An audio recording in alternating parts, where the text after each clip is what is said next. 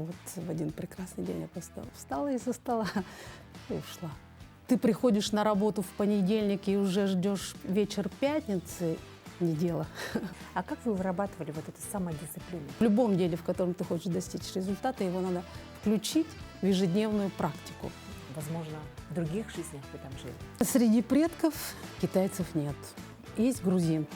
Какие-то еще слова говорил приятные, и я так засмущалась прям. Их обучение строится на том, что они вот так прямо с вытянутыми руками стоят там с утра до вечера. И ментальное и физическое очень сильно связаны, то есть совершенствуясь физически, мы совершенствуемся и духовно. Вы сейчас полностью довольны тем, что у вас есть? Каждый вечер засыпаю с улыбкой на лице и с нетерпением думаю: скорее бы завтра.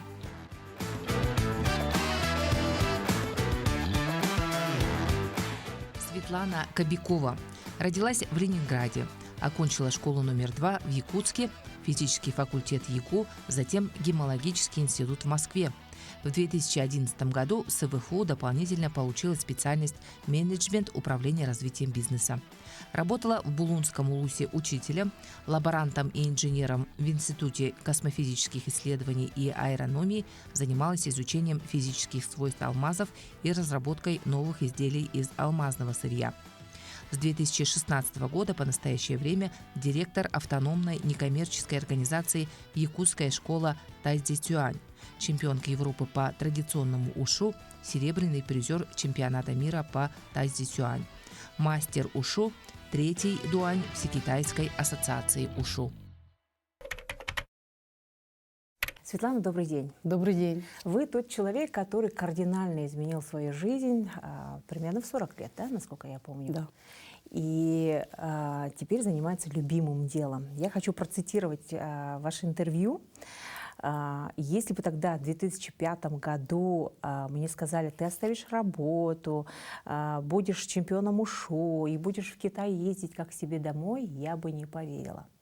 На тот момент вы работали в своей профессии больше 14 лет, до этого еще были учителем, а потом работали в науке, и в разработках тоже участвовали, да, именно вот в алмазной нашей отрасли. Да. Как пришла вот эта мысль взять, оставить свою работу и начать совершенно другую жизнь? Дело в том, что я давно уже, чуть ли не там после, как закончила университет, искала какое-нибудь такое занятие, хобби, где можно было бы не только физически развиваться, но и духовно. И, само собой, восточные единоборства дают, в принципе, такое же, да, я об этом как бы знала, человек я была начитанный достаточно, и стала ходить по нашим секциям восточных единоборств.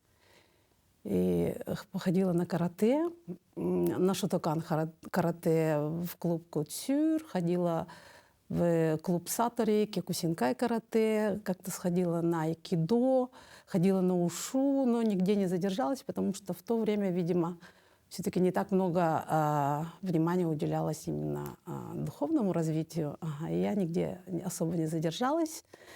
И вот когда в 2005 году начались утренние зарядки, рядом со мной их вел на площади Победы Василий Самсонов. И как раз он вел в стиле Тайцзи-Цюань, стиле Чень. Я вышла на зарядку в одно утро и подумала: ну вот же оно, чем я хочу заниматься. Все-таки нашли то, что искали? Да, но в то время я еще была далека от того, чтобы прям бросить работу и заниматься только этим. Но мне очень нравилось. Я до того втянулась, что было даже такое вот, я, скажем, просыпаюсь утром, иду в туалет и уже делаю какое-то такое упражнение из тайцзи. Там я иду на работу, я прокручиваю в мозгу комплекс, там любую свободную пятиминутку. Я, допустим, пью кофе на работе и ловлю себя на том, что я опять повторяю в уме движение Тайцзи-Цюань. И, в общем-то, я поняла, что это то, чем моя душа хочет заниматься. Вот в один прекрасный день я просто встала из-за стола и ушла. Потому что когда ты приходишь на работу в понедельник и уже ждешь вечер пятницы, и выходя из отпуска, ты с нетерпением уже ждешь своего следующего отпуска. Ну, это не дело. Это показатель того, что ты не живешь Да, в моменте, не любишь свою работу. да, все-таки я считаю, что на работе мы проводим очень много времени, и надо заниматься тем, что любишь. А сейчас вы с удовольствием просыпаетесь и с удовольствием? Да, я каждый вечер засыпаю с улыбкой на лице и с нетерпением думаю, ох, скорее бы завтра, скорее бы завтра. Ага. А как же выражение, даже самая интересная и любимая работа превращается в рутину? Само собой, что вообще это закон диалектики, да, есть спады и подъемы. И то же самое и даже в самой любимой работе наступают моменты, когда есть моменты апатии, даже, ну, не скажу разочарование, да, но какая-то усталость все равно накапливается. Ну, просто ты делаешь, что должен, и дальше все уже налаживается, да. Мгм. А как вы вырабатывали вот эту самодисциплину? Потому что спорт — это такое дело, нужно как бы затащить себя туда, чтобы появилась энергия потом. Если хочешь достичь результатов, надо просто включить занятие, любое, неважно, не обязательно это спорт, в любом деле, в котором ты хочешь достичь результата, его надо включить в ежедневную практику. Прямо как вот с утра встал, почистил зубы, и также с утра встал и поделал вот это вот свое дело. Ага. Мгм. Вернемся к началу вашего пути. Вы выпускница Якутского госуниверситета тогда, да? да. И вас Распределили распределили тогда, Да. да, учителем физики в Булунский улус. Да, Вы проработали всего год. да. Вы хотели перемен или же все-таки поняли, что учительство — это не ваше? Но я поняла, что учительство не мое, да. Мгм. Хотя я слышала, что потом в районо говорили, ну, после того, как я уже уволилась, типа, вот хорошо так начинала работать, жалко, что уехала. Мгм. Ага, но учительство не мое, я приехала в город и поступила на работу в Институт космофизики, в лабораторию геомагнетизма, где мы занимались солнечно-земными связями. Как интересно. И в чем заключалось?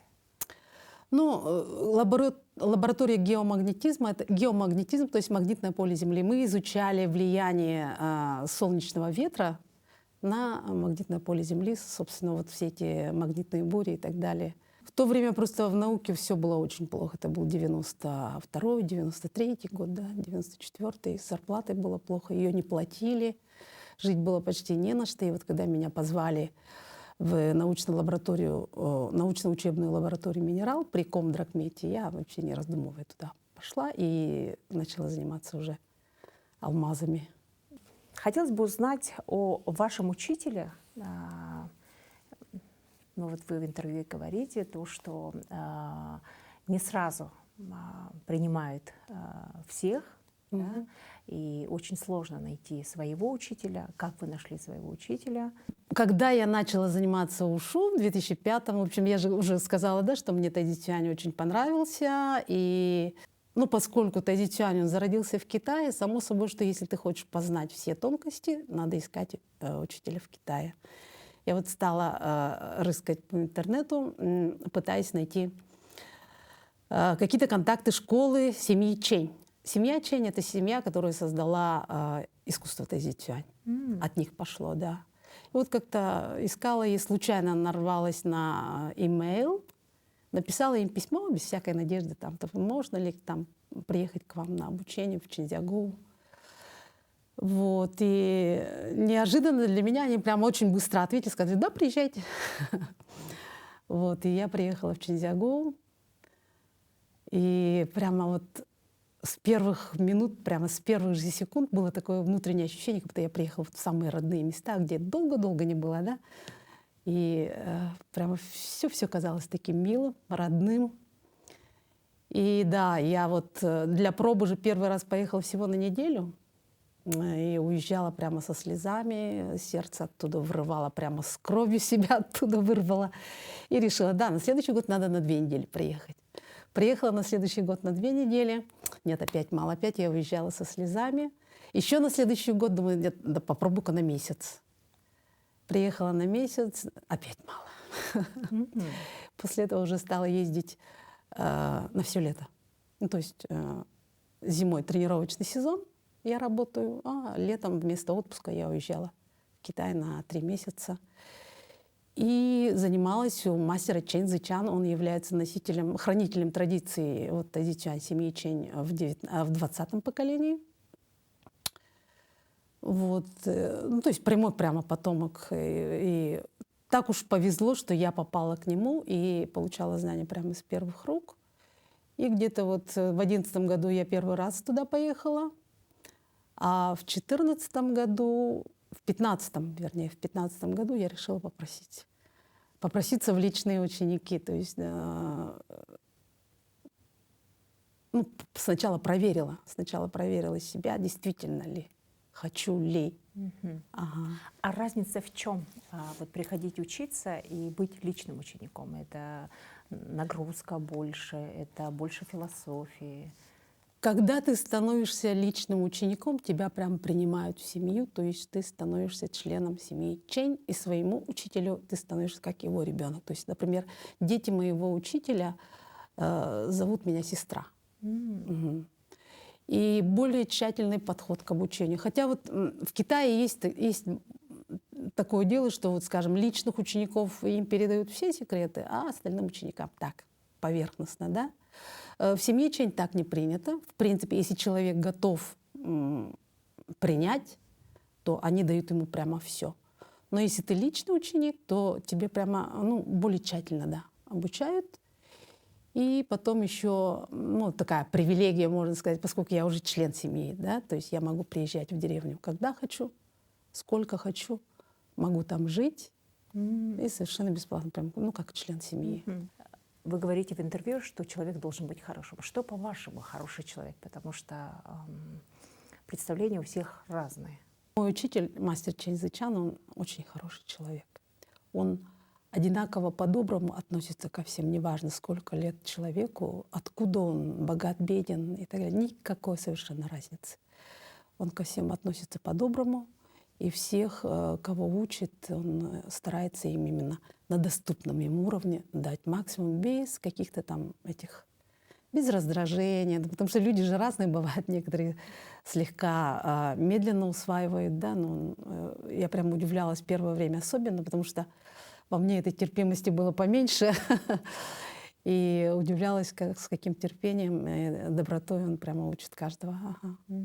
Я вот беру с него пример, и, допустим, он чужд, не знаю, там, никогда ни о ком не говорит плохо, да, Без оценочного суждения. Да.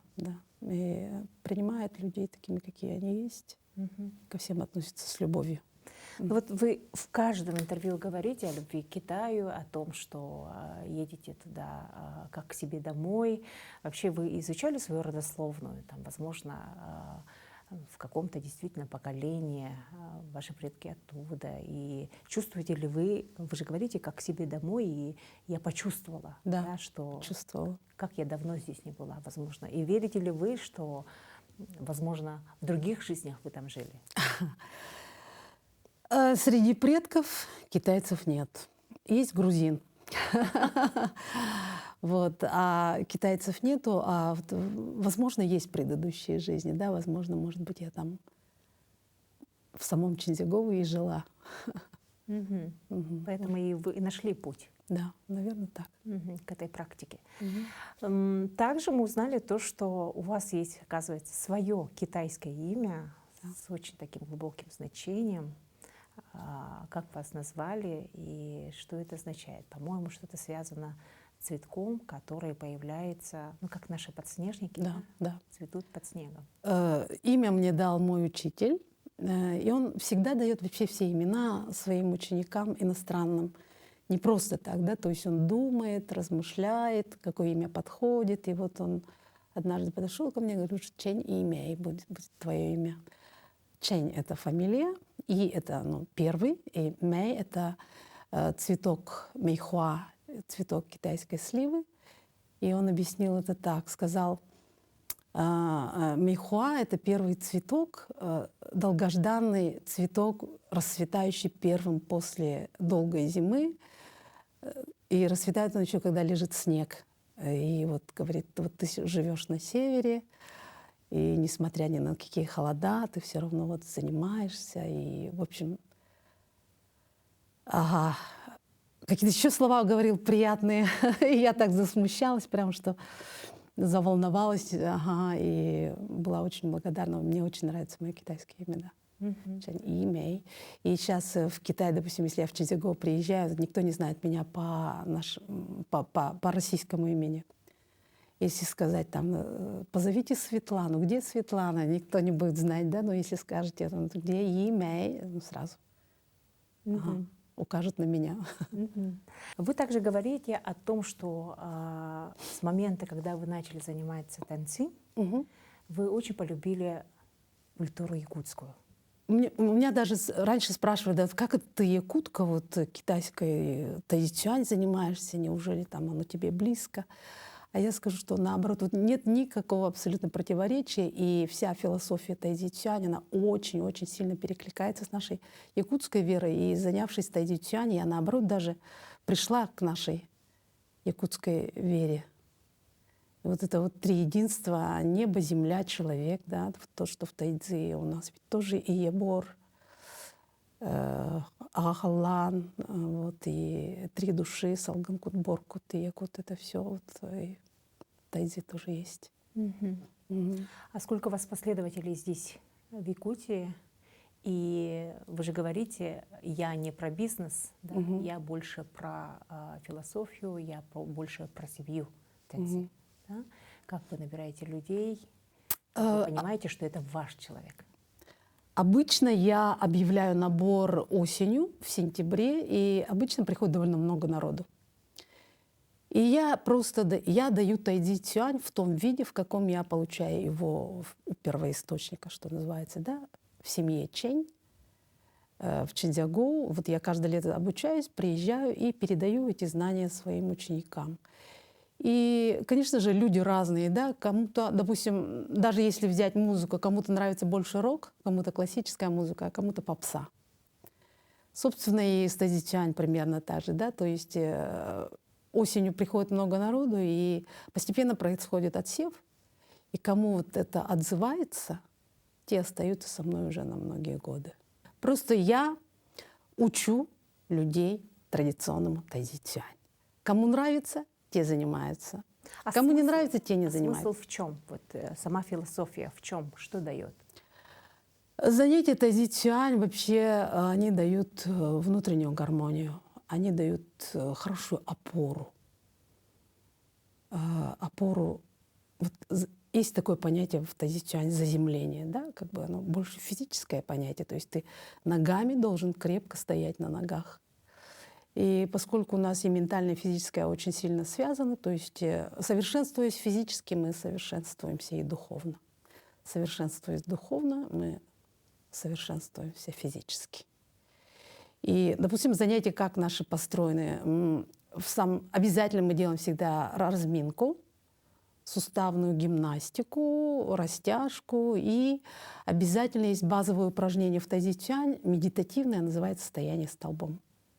И вот ты просто стоишь столбом, максимально постаравшись расслабиться ментально. И если ты хорошо расслабишься ментально, ты пускаешь корни в землю, макушкой ты ощущаешь небо, и тогда все внутренние потоки упорядочиваются. И энергетические, и физические даже, и ментальные. Это легко делать в группе? Это же очень сложный процесс. Упражнение довольно сложное, да, на самом деле. Научиться ему, на самом деле, может каждый. Освоить его может каждый. Неважно, как индивидуально, в группе. Неважно. А как в Китае проходили обучение, поскольку очень много смотрела и читала, что даже массажисты в Китае целую неделю, их обучение строится на том, что они вот так прямо с вытянутыми руками стоят там с утра до вечера. Что китайцы в этом отношении очень такие четкие, требовательные. В вашем случае как это было? Это прям как кино, с утра, с рассветом, медитации до позднего вечера или как? На самом деле в школе Тазичань Чинзягу обучают так, настолько, насколько человек готов принять, насколько человек может вовлечься. Если приезжает человек, не готовый там с утра до вечера тренироваться, ради бога, он приходит на 2 тренировки. Допустим, с утра до обеда 1 тренировка, после обеда 1 тренировка, остальное время свободен.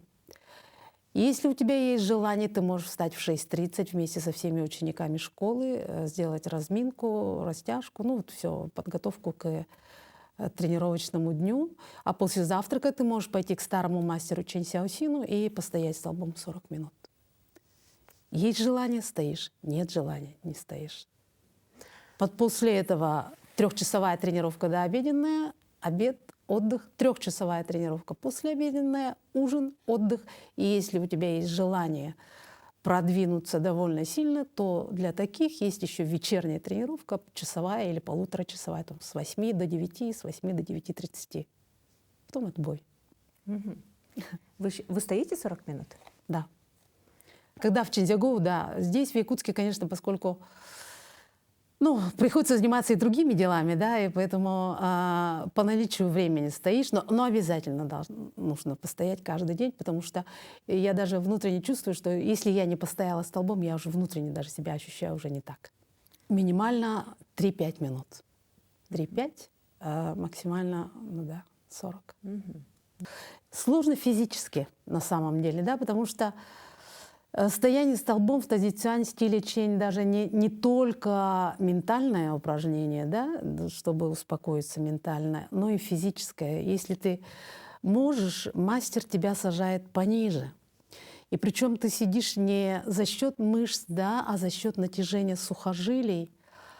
А первое время это очень больно. То есть первые годы, когда я ездила туда, я практически не могла отвлечься от именно физического дискомфорта во всех своих этих мышцах, связках, сухожилиях. Но зато я очень люблю состояние после этого стояния столбом. Ты стоишь, тебя трясет, ты вся внутри горишь адским огнем, исходишь потом, прямо вся одежда мокрая, но после этого ты выходишь, и ты ощущаешь внутри прям кристальную чистоту.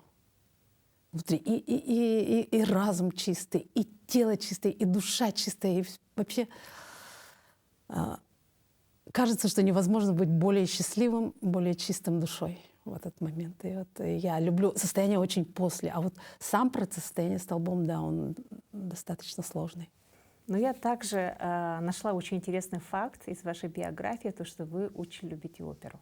Да. И да, я очень часто вас встречаю на премьерах, на постановке, которые даже уже были, и то, что вы большая поклонница Зинаиды Колодезниковой, и то, что 25 июля, да, если я не ошибаюсь, Совершенно верно. да, вы постоянно отправляете цветы своей оперной диве в знак того, что вы когда-то именно в этот день полюбили оперу. Да. Как все случилось и почему именно опера?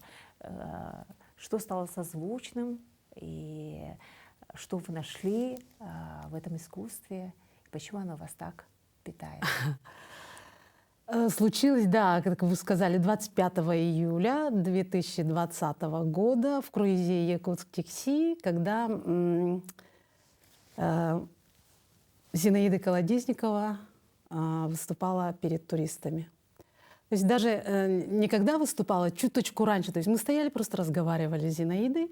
Ну, она была такая обычная девочка, Зина стоит со мной, разговаривает, о чем-то таком отвлеченном болтали. И тут вдруг ее объявляют, и я ощущаю, что ее энергетическое поле вдруг становится вот таким, надувается, да, и становится упругим. И она, проходя мимо меня, вот размазала как бы мою ауру по стенке, прошла мимо меня. И я удивилась, такая думаю, да это что такое было-то? И пошла в зал послушать. И слушая ее, я вдруг впала в медитативное состояние, вот в какое впадаю обычно, когда очень вдумчиво практикуют адичань. Это бывает не так часто. И я очень удивилась, потому что вот просто слушая это оперное пение, я впала в это медитативное состояние. Плюс, как физик, я удивилась тому, что в момент выступления у нее сломался микрофон. Вот она вроде пела в микрофон, колонки кричат, она поет, и вдруг микрофон ломается, она микрофон откладывает и продолжает звучать так же громко, без микрофона. И я как физик уже поразилась тому, что вот какую амплитуду может достичь человеческий голос. И, собственно, немедленно влюбилась в оперу. Да, и вот это искусство, которое очищает душу, опять-таки. Оно повышает вибрации души, говоря такими шаблонными словами, да. И каждый раз я, когда прихожу в оперу и слушаю вот хороший, качественный, прямо оперный вокал, я опять впадаю в это медитативное состояние, куда-то улетаю. И после спектакля уже очищаю себя, опять-таки, очистившейся душой, где-то даже исцелившейся. Ага. Замечательное искусство просто. Ага. Спасибо большое. Очень четко все описали. Я тоже очень люблю оперу. И вот до сего момента я не могла понять, почему она мне нравится. Теперь я понимаю. Светлана, вы также говорите о том, что все мечты сбываются. Абсолютно все мечты. В нескольких интервью тоже прослеживается это. Какая самая главная мечта ваша сбылась, кроме того, что вы нашли дело своей жизни танцы? И то, что наши мысли притягивает абсолютно все, что ты желаешь. Ну, все сбывается на самом деле. Вот я хотела найти учителя, действительно, я нашла. И я хотела заниматься только тайзи-цюань, я начала заниматься только тайзи-цюань. Когда-то в самом начале пути я хотела стать чемпионкой Европы. Я ею стала, но, как оказалось, эта мечта была такая ложная. Не принесла такого большого уж удовлетворения. Вы сейчас полностью довольны тем, что у вас есть? Да. Да. Сейчас, во-первых, моя физическая форма, хотя мне сейчас 57 лет, да, она гораздо лучше, чем была, допустим, в мои 25. Потому что я до 40 лет, до того, как занялась тайзи-цюань, в принципе, я была ботаником, отличницей и совсем не спортсменкой. И я была очень такая неуверенная в себе, закомплексованная. Я сейчас понимаю, что я совсем не любила себя. И только занявшись тайзи-цюань, я поняла, что любые препятствия можно преодолеть. Да? Вот до этого, допустим, я встречая препятствия, скорее всего, я сдавалась и отходила. Да? А после того, как занялась тайцзи, видимо, все внутри уже пришло в баланс, в гармонию. И я поняла, что можно преодолеть любые препятствия, можно достичь любых целей. Надо душу свою спрашивать всегда, то ли это именно, чего она хочет на самом деле. Если душа вдруг отзывается радостью, то надо идти в этом направлении. Ну так, надо научиться слышать свою душу, и тогда все складывается самым-самым таким гармоничным образом и для тебя, и для окружающих. Вот это я поняла. Не надо стучаться там в закрытые двери, бодаться в эти ворота, упираться как баран, да? Надо просто слушать. Да, бывает, на пути встречаются препятствия, но просто надо себя внутри спросить: так, ты все еще хочешь продолжать? Ага. Ты хочешь достичь того?